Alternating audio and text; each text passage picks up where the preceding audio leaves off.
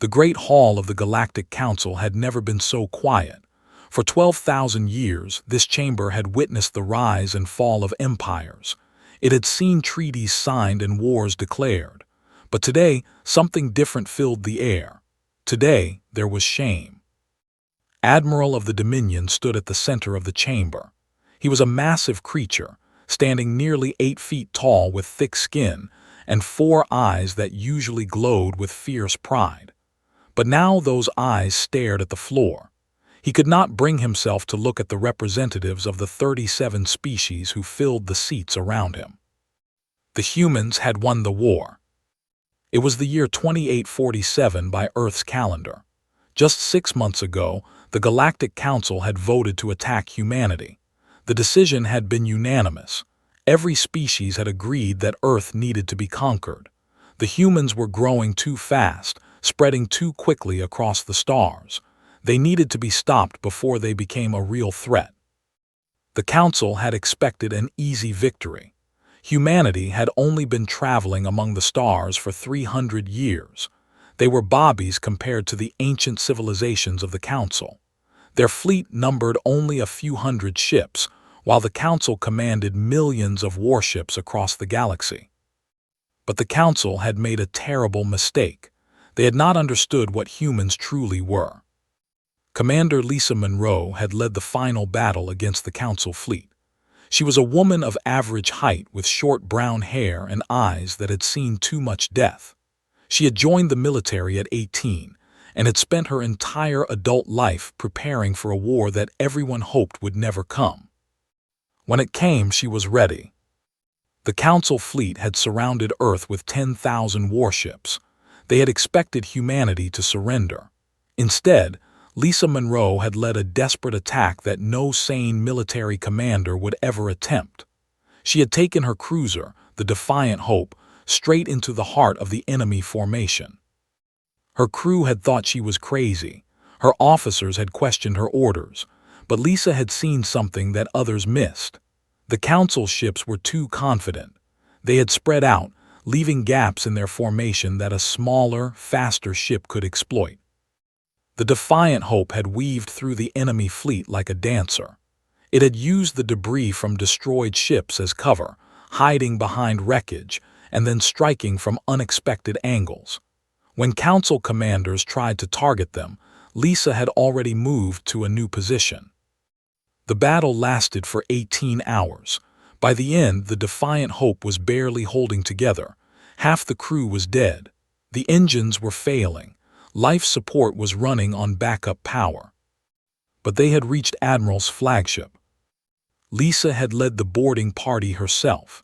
She had walked through the corridors of the massive alien vessel with a plasma rifle in her hands and fire in her heart.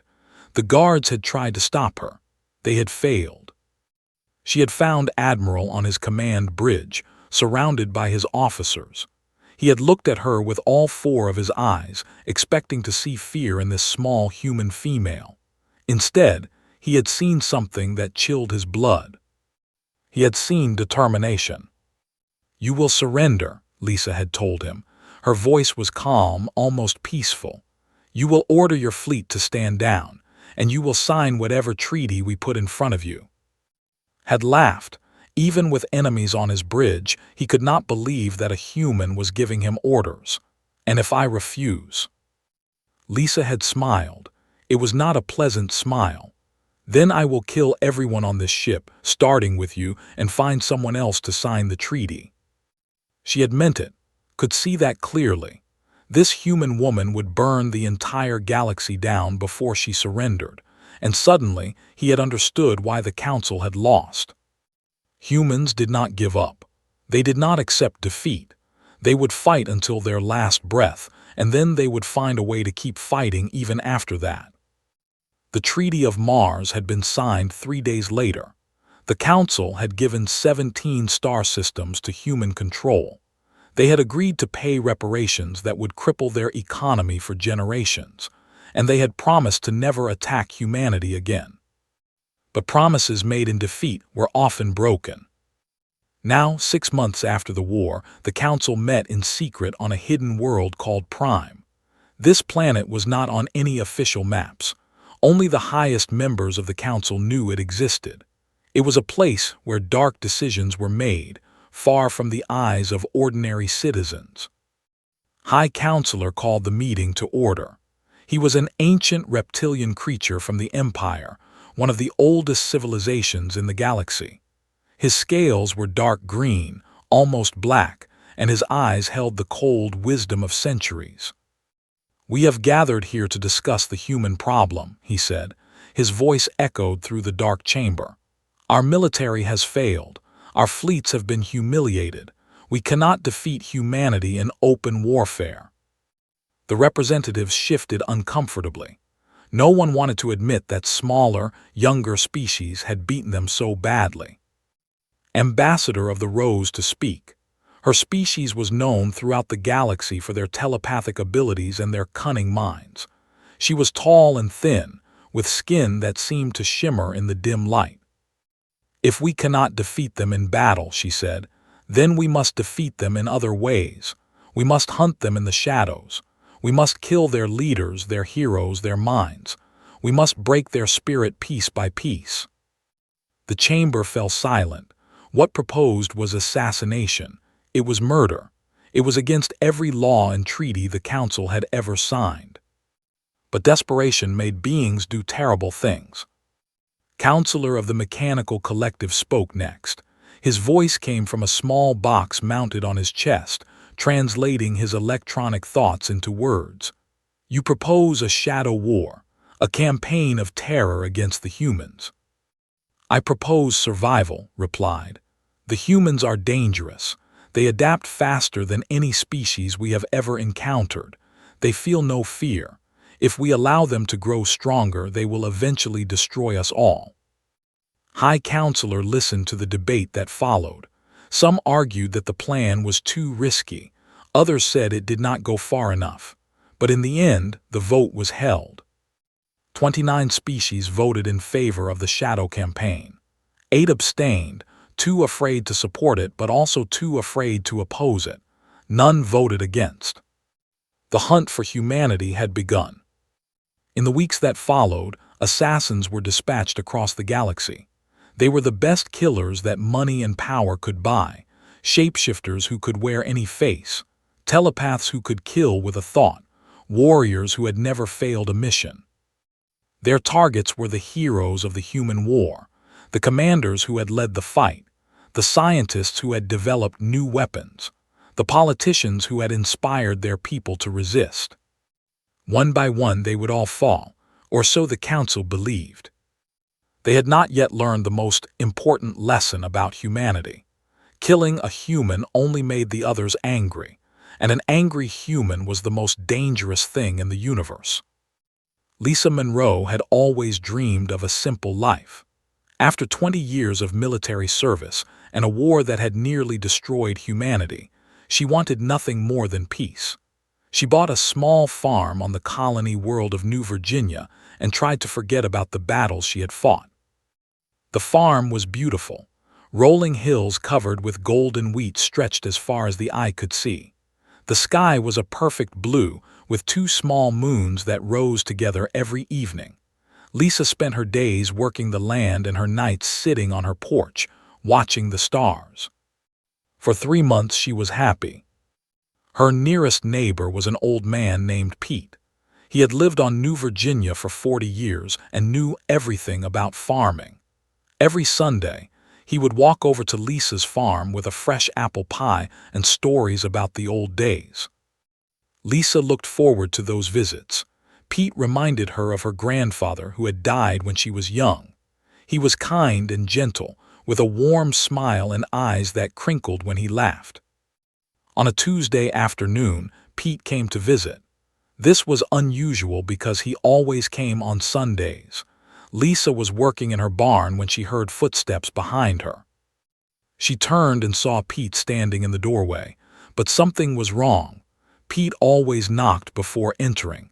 He always called out a greeting. This Pete just stood there, watching her with empty eyes. "Pete," Lisa said carefully. Her hand moved slowly toward the plasma pistol hidden under her workbench. Old habits died hard. The thing wearing Pete's face smiled. The expression was wrong, too wide, too hungry, like a mask that did not quite fit. Lisa had her pistol drawn and firing before the creature could attack. The plasma bolt hit it square in the chest, burning through flesh that was not really flesh. As it died, its true form was revealed. It was a shapeshifter species that could wear any face.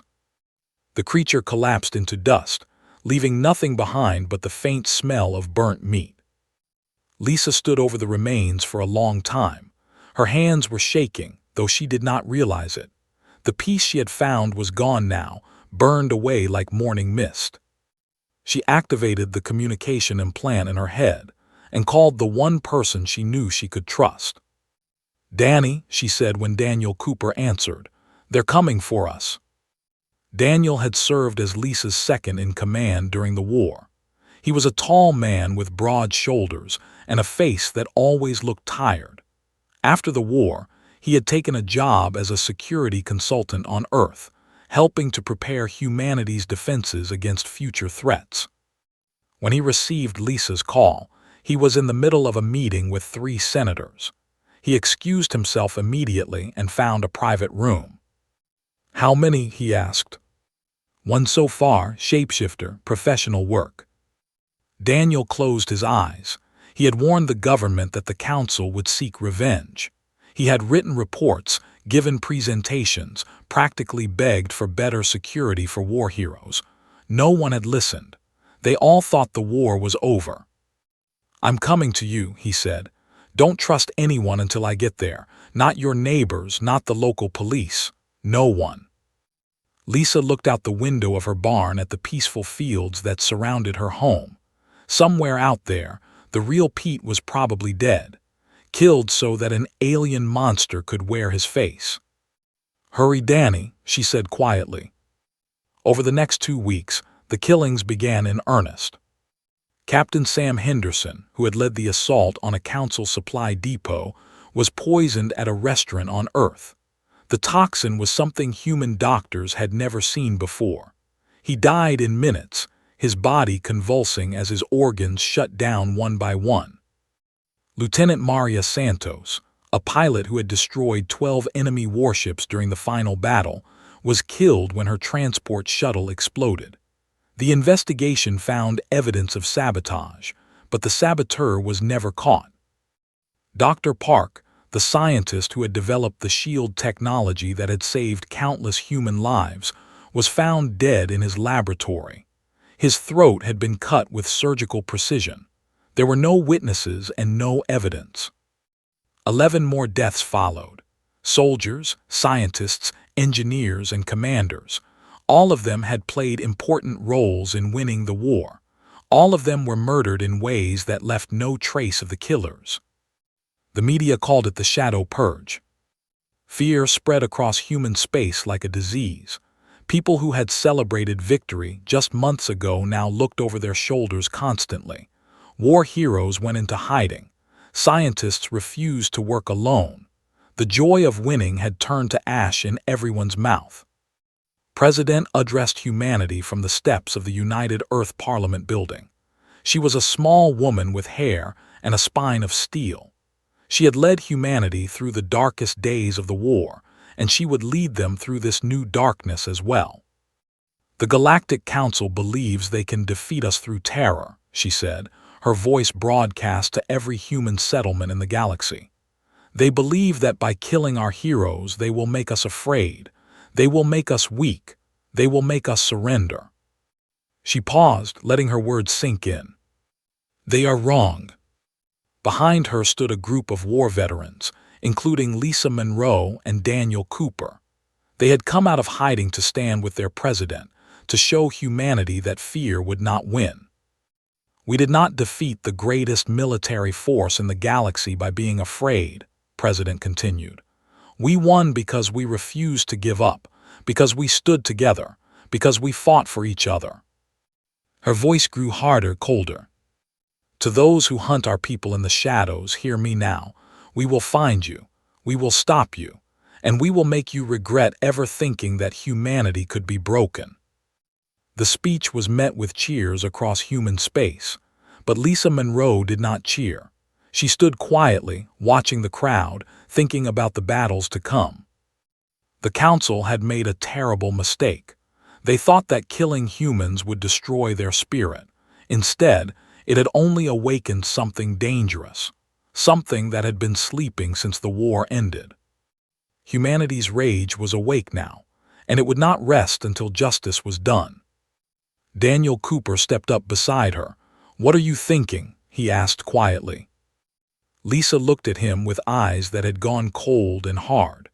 "I'm thinking that we've been playing defense for too long. It's time to start hunting the hunters." Daniel nodded slowly. He had known Lisa for 20 years. He had seen that look in her eyes before, right before she led the assault on Admiral's flagship. The Shadow Purge had just gotten a lot more complicated. The hunters did not know it yet, but they had become the prey. And there was nothing in the galaxy more dangerous than a human with a grudge. 6 months had passed since the Shadow Purge began. 217 humans had been killed by Council assassins. Scientists, soldiers, politicians, and ordinary people who had helped humanity win the war. Each death was a wound that cut deep into the heart of human civilization. But humanity was not just dying, it was learning. On Titan, the largest moon of Saturn, there was an old mining facility that had been abandoned for 50 years. The tunnels ran deep into the frozen rock, far from any satellite or sensor that might detect activity. This was where the survivors gathered. They called it the refuge. Lisa Monroe stood at the center of the main operations room, surrounded by holographic displays that filled the air with blue light. Maps showed the movement of Council ships. Charts tracked the patterns of assassinations. Lists contained the names of known alien agents operating in human space. Around her sat 24 men and women who had survived the Shadow Purge. Some were soldiers, some were scientists, some were simply people who refused to die quietly. "We have identified 17 different species participating in the attacks," Lisa said, her voice calm and clear. "Each has their own methods, each has their own strengths, but they also have weaknesses." She pointed to a display showing a shapeless creature. "They are shapeshifters. They can copy any face, any voice, any mannerism, but they cannot hold a false shape for more than 6 hours. After that, they must return to their true form." The display changed to show a massive skinned warrior. "They are hunters. They are strong and fast and nearly impossible to kill with conventional weapons, but their hearing is extremely sensitive. Certain sound frequencies cause them intense pain." Another image appeared, showing a tall, thin creature with glowing eyes. "They are telepaths. They can read thoughts and even control weak minds, but they cannot read emotions that are too strong or too chaotic. Overwhelming grief or rage makes a person invisible to them." Brooks, a former Marine who had lost his entire squad to a hunting party, leaned forward. "So we can use these weaknesses against them." "Exactly," Lisa replied. "For 6 months we have been running and hiding. We have been waiting for the next attack, hoping we survive. That ends today." She looked around the room at the faces of people who had lost everything. Friends, family, homes, hope. She saw pain in their eyes, but she also saw something else, something hard and bright and dangerous. She saw the will to fight. "We are going to take the war to the Council," Lisa continued. "We are going to hunt the hunters. We are going to show them what happens when you make humanity angry." The plan she outlined was bold and risky. Teams would be formed to track and eliminate Council assassins operating in human space. Each team would be equipped with weapons designed to exploit specific alien weaknesses. They would strike fast, strike hard, and disappear before anyone knew what had happened. The first mission was led by Daniel Cooper. His target was a hunting party that had been stalking a human diplomat on the colony world of Prosperity. Daniel's team landed on Prosperity in a small shuttle disguised as a cargo vessel. They tracked to an abandoned warehouse on the edge of the capital city. 5 massive warriors were inside, preparing their weapons for the kill. Daniel's team did not give them the chance. They attacked at midnight, using sonic grenades that produced frequencies specifically designed to cripple hearing. The alien warriors screamed in agony as the sound tore through their sensitive ears. They stumbled and fell, unable to think, unable to fight. Daniel's team finished them quickly, 5 dead in less than 3 minutes. They left one survivor, deliberately, a young who had been standing furthest from the grenades and had survived with only minor injuries. He would carry a message back to the council. Daniel carved words into the wall above the terrified alien. "We remember. We adapt. We are coming." The second mission targeted an agent who had been coordinating assassinations from a luxury hotel on a neutral space station called Crossroads. The agent thought she was safe there, protected by diplomatic immunity and surrounded by guards. She was wrong. Amy volunteered for the mission. She was 23 years old with red hair and freckles and a smile that could light up a room. She looked harmless, innocent, like someone's little sister or the girl next door. But Amy's father had been killed by 2 months ago. They had invaded his mind and made him walk off the roof of his office building. Amy had watched him fall. She had held his broken body in her arms. Her grief was vast and bottomless. Her rage burned like a star, and those emotions made her invisible to telepathy. Amy walked into the hotel on Crossroads wearing a simple dress and carrying a small purse. She passed 3 guards without triggering any alarms. They tried to read her thoughts and found only a storm of emotion that they could not penetrate. She found the coordinator in a penthouse suite on the top floor. The never even sensed her coming. The last thing she saw was a young human woman with tears streaming down her face and a knife in her hand.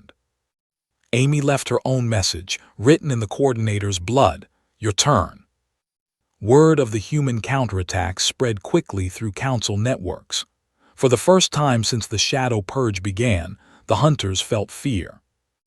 High Counselor received the reports in his private chambers on Prime. His scales had turned almost white, a sign of deep distress among his species. He paced back and forth, his claws clicking against the stone floor. "They are adapting too quickly," he said to Ambassador, who stood watching him with her glowing eyes. "We have studied humans for centuries. We know their biology, their psychology, their history, yet they unravel our methods in mere months." Remained calm.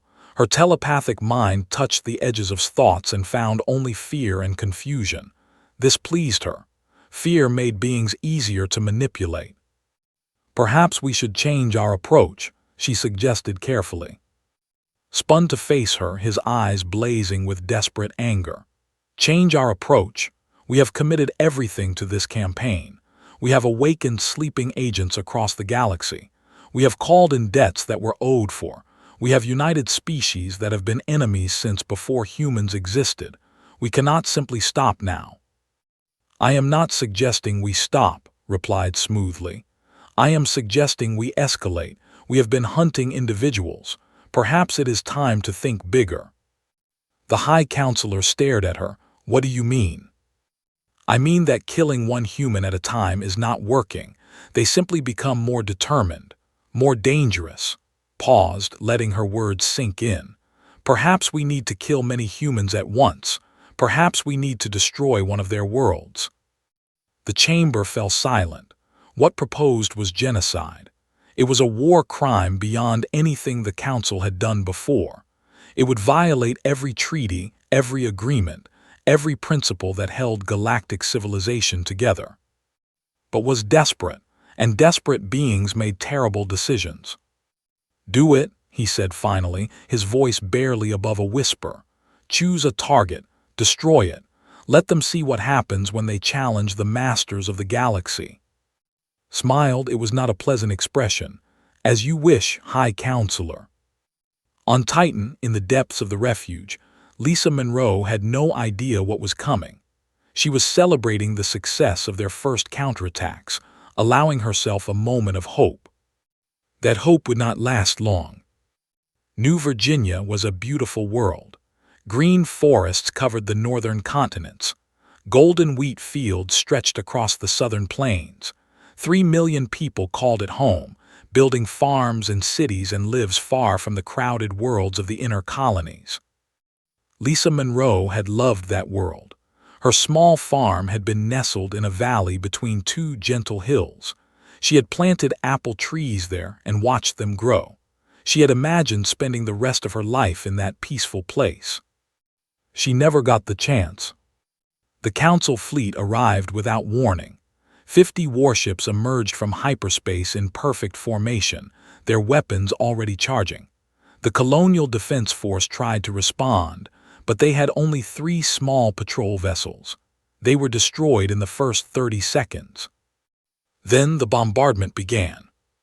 Plasma beams rained down from orbit, each one carrying enough energy to vaporize a city block. The first strikes hit the major population centers.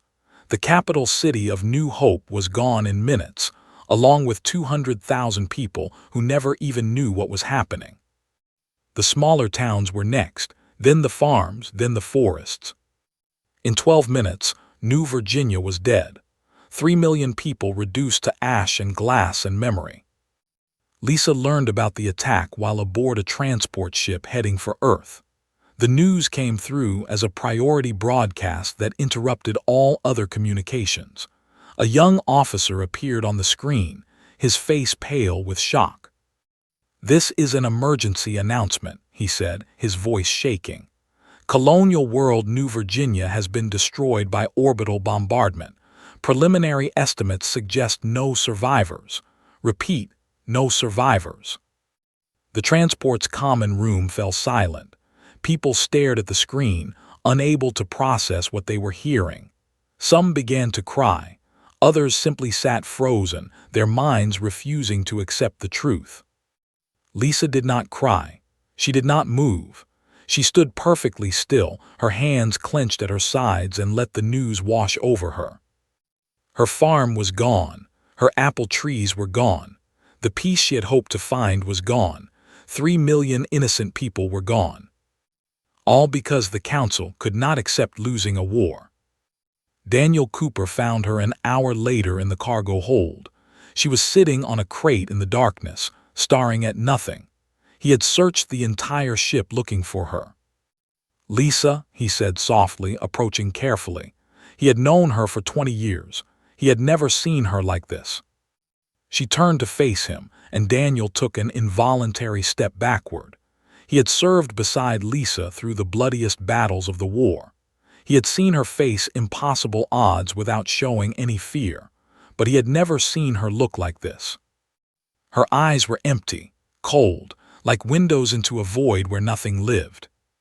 "They burned it," she said. Her voice was calm, almost peaceful.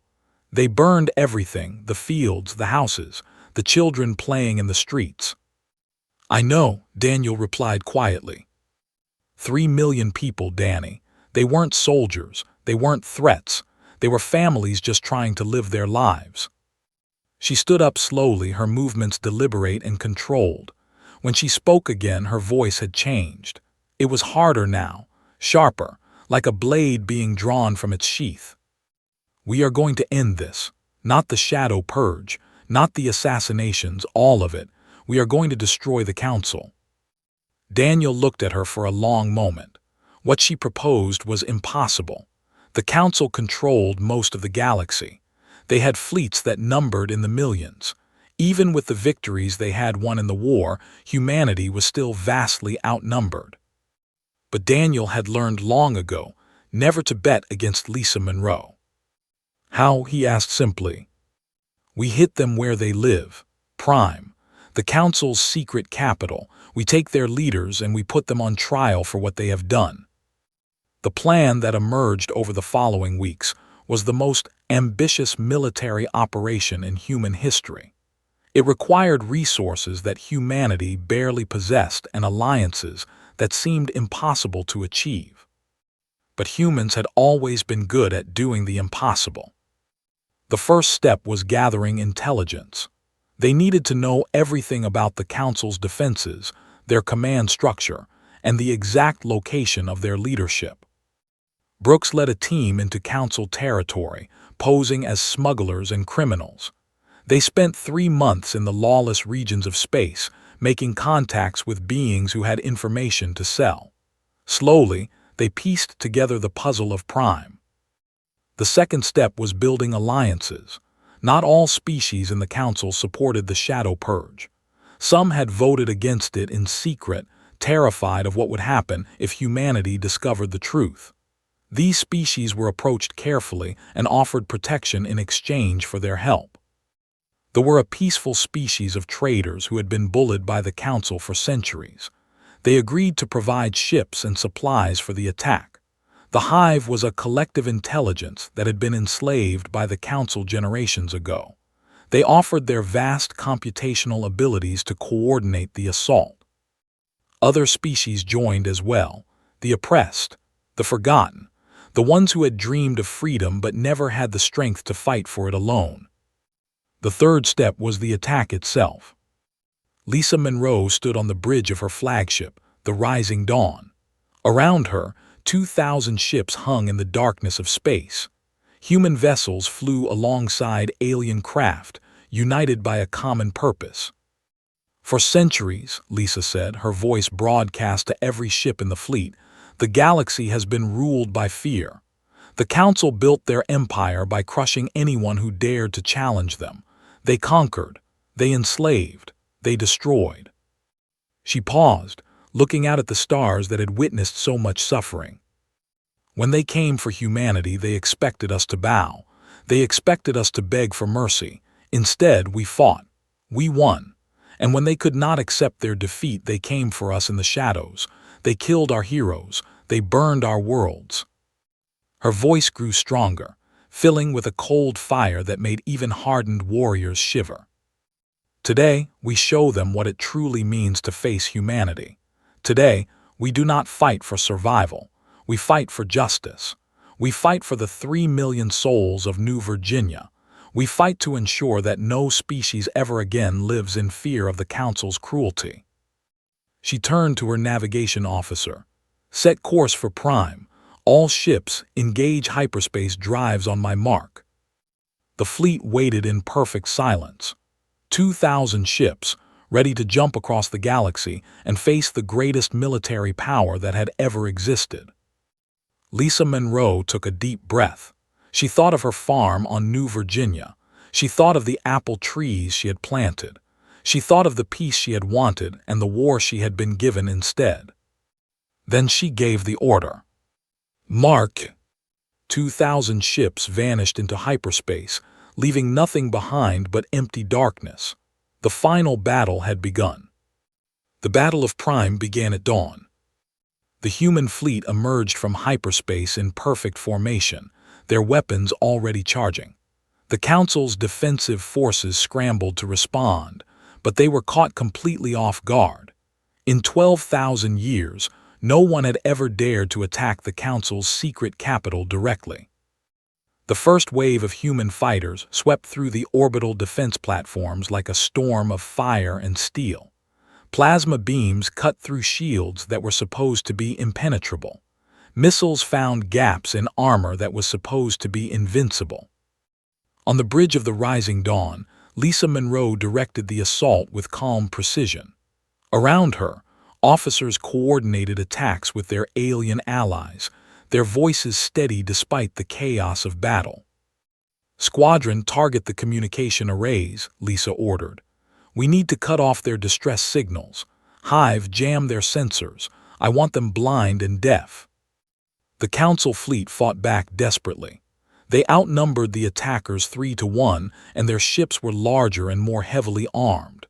But they were fighting in confusion, their command structure shattered by the sudden attack. The humans fought with a fury that terrified their enemies. Every pilot, every gunner, every soldier remembered New Virginia.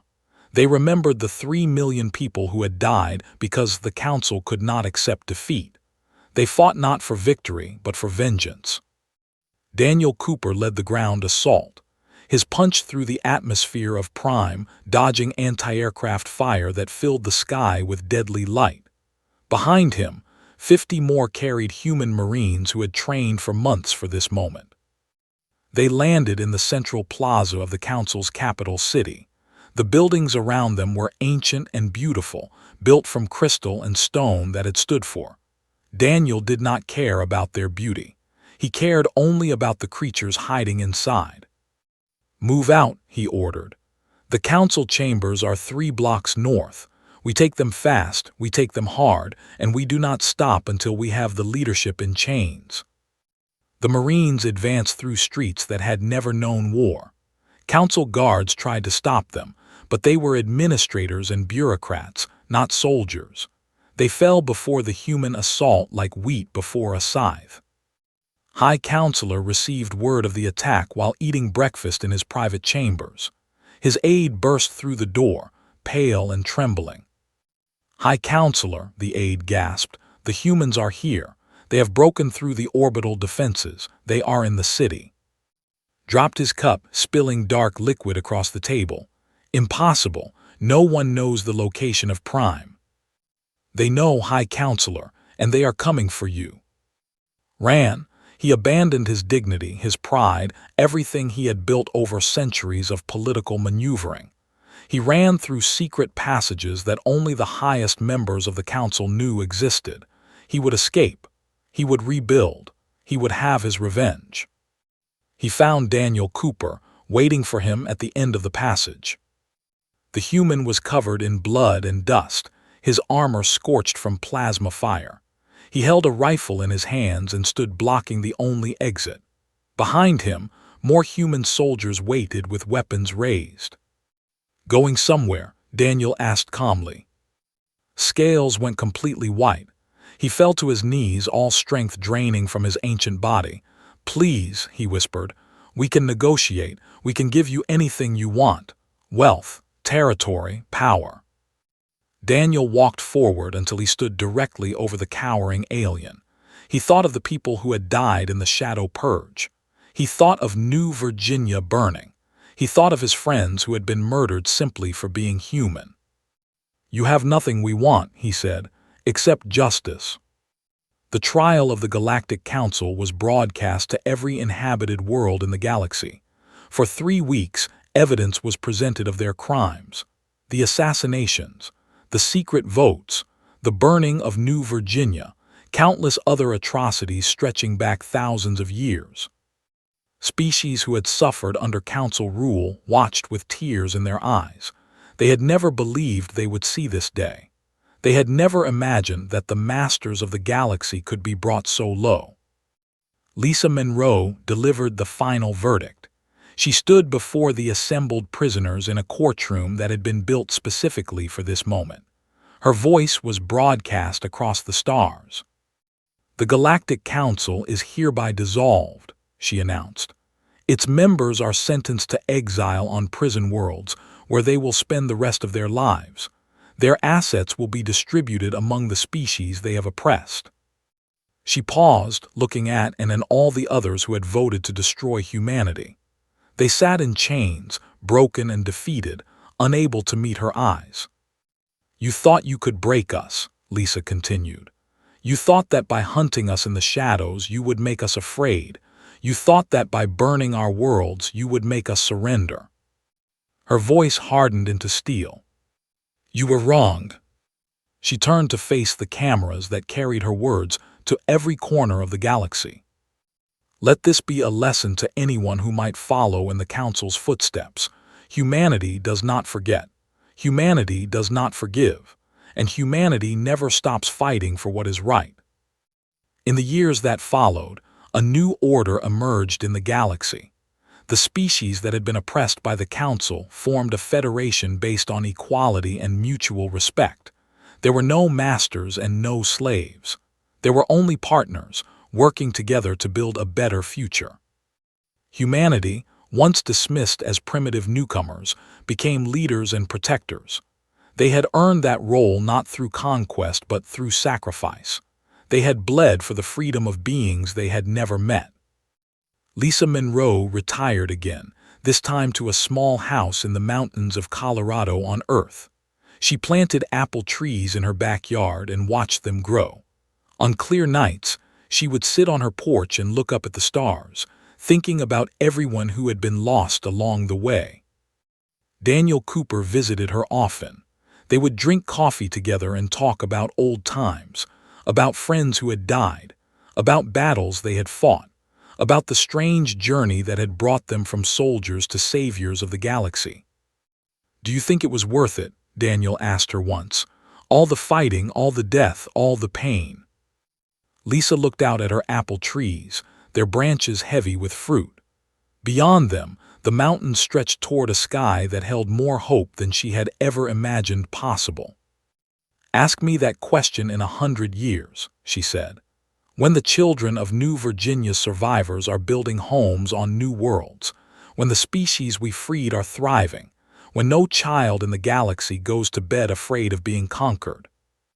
She smiled, and for the first time in years the expression reached her eyes. "Then I will tell you it was worth it, every moment, every sacrifice, every life." Daniel nodded slowly. He understood. They had not fought for themselves. They had fought for everyone who would come after, for the generations who would never know what it meant to live in fear. The sun set behind the mountains, painting the sky in shades of gold and red. Lisa Monroe watched it with quiet contentment. The wars were over.